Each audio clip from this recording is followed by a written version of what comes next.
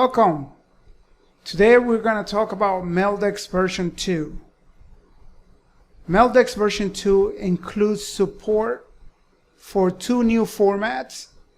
We are talking about macOS files, email files, OLM and EMLX.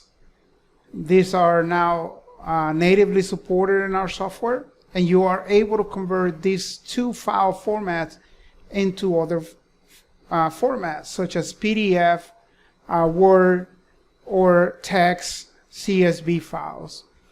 Along with these two new formats, and I have a few emails here for OLM, we have added new features in the software that will improve the quality of life while using MailDex. So in the mail list pane, you will find a number row.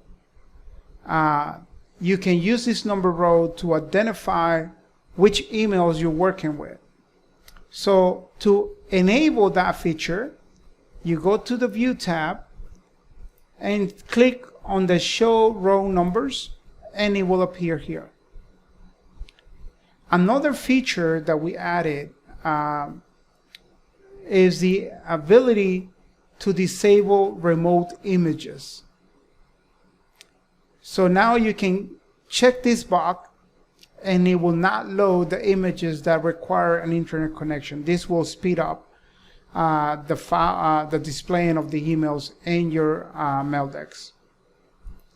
While we're here, this is a very requested feature or option. You can adjust the number of emails displayed on your mail list pane. So you can go from 100, which is the default, to 10,000. Once you set those, go ahead and click on Apply. Please press OK. And that's it. You're running with the new features for MailDex version 2.